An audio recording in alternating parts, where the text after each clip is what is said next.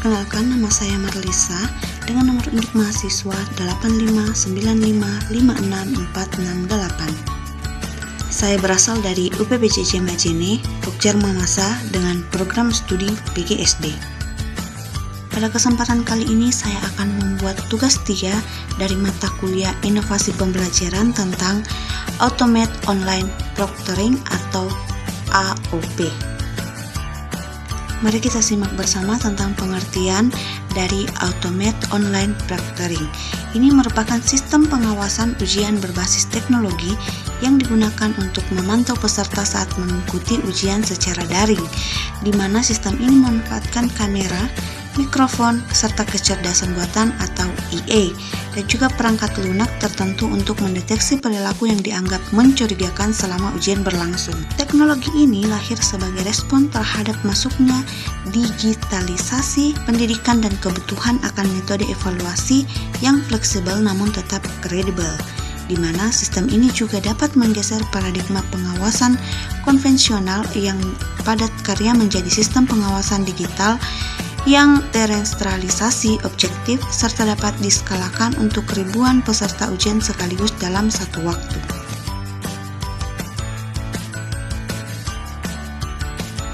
Kemudian, bagaimanakah sistem AOP ini bekerja? Mari kita simak penjelasannya. Nah, sistem ini bekerja melalui beberapa tahap teknologi. Yang pertama yaitu verifikasi identitas, di mana sebelum ujian dimulai, sistem akan meminta mahasiswa mengambil foto saja atau menggunakan teknologi face recognition serta menunjukkan kartu identitas resmi untuk memastikan tidak ada joki pada saat ujian berlangsung. Yang kedua, pemantauan audio dan visual. Selama ujian IA memantau umpan video dari webcam untuk mendeteksi jika mahasiswa menoleh terlalu lama meninggikan kursi atau jika ada orang lain di dalam ruangan. Mikrofon juga aktif untuk mendeteksi suara mencurigakan atau bisikan selama ujian berlangsung. Yang ketiga, pengunci browser, di mana sistem biasanya mengunci perambanan mahasiswa agar mereka tidak bisa membuka tab baru, menyalin tempel teks, ataupun membuka aplikasi lain di komputer mereka selama ujian berlangsung. Dan yang terakhir yaitu pencatatan log dan flagging. Jika AI mendeteksi aktivitas yang mencurigakan, misalnya ada wajah lain yang terdeteksi, sistem akan memberikan tanda bendera rekaman ini kemudian akan ditinjau kembali oleh dosen atau pihak universitas untuk menentukan apakah benar-benar terjadi kecurangan selama ujian berlangsung. Kemudian, apakah manfaat dalam menjaga integritas akademik? Nah, kehadiran teknologi pengawasan otomatis menciptakan efek psikologis kuat yang dikenal sebagai efek penggentar. Ketika mahasiswa mengetahui bahwa setiap gerak-gerik, arah pandangan mata, dan aktivitas layar mereka dipantau serta direkam oleh AI secara real-time, urgensi atau niat untuk melakukan kecurangan dapat ditekan sejak awal. Berbeda dengan penguasaan pasif, sistem ini bekerja secara aktif, mendeteksi anomali perilaku pada detik yang sama saat tindakan tersebut terjadi. Hal ini menutup celah bagi tindakan-tindakan manipulatif tradisional seperti membuka catatan fisik di luar jangkauan pandangan biasa, serta melakukan komunikasi tersembunyi dengan pihak ketiga dan juga memanfaatkan teknologi sekunder seperti ponsel pintar atau tablet di dekat area ujian. Salah satu kelemahan terbesar pengawasan konvensional oleh manusia adalah keterbatasan kognitif, kelelahan, dan subjektivitas. Pengawasan manusia bisa saja mengantuk, terdistraksi, ataupun memiliki standar toleransi yang berbeda-beda antar individu, yang dimana pada akhirnya integritas akademik bermuara pada keabsahan hasil evaluasi. Teknologi ini memastikan adanya korelasi positif yang kuat antar nilai yang diperoleh mahasiswa dengan kompetensi serta pemahaman real terhadap materi kuliah. Dengan menyaring dan menindak kecurangan, sistem ini melindungi mahasiswa yang telah belajar keras agar nilai mereka tidak terdevaluasi oleh tindakan curang rekan-rekan mereka.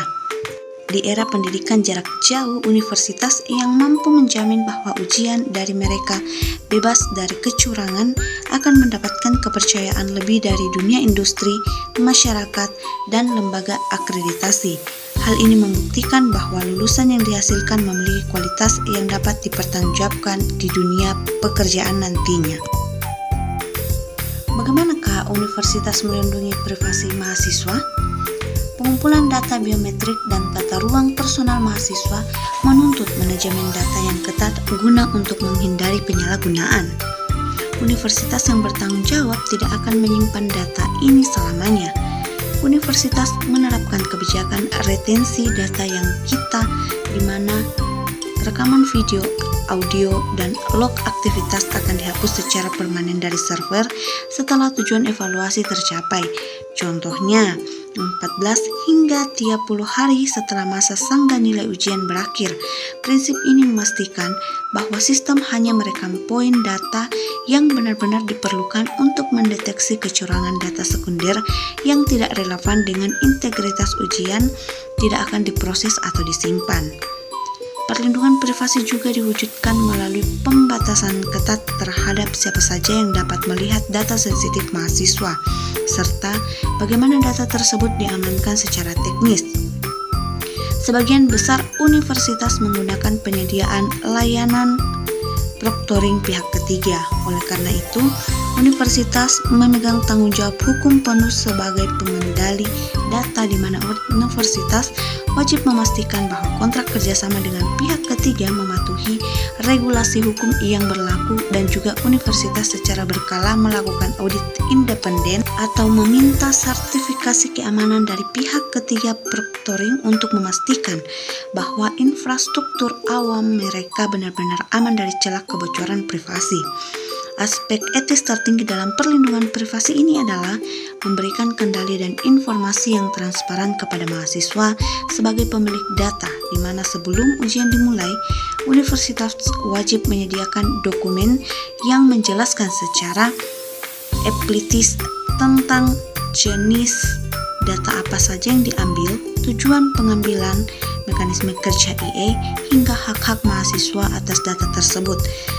Mahasiswa juga harus memberi pilihan untuk menyetujui syarat tersebut secara sadar sebelum masuk ke ruang ujian digital.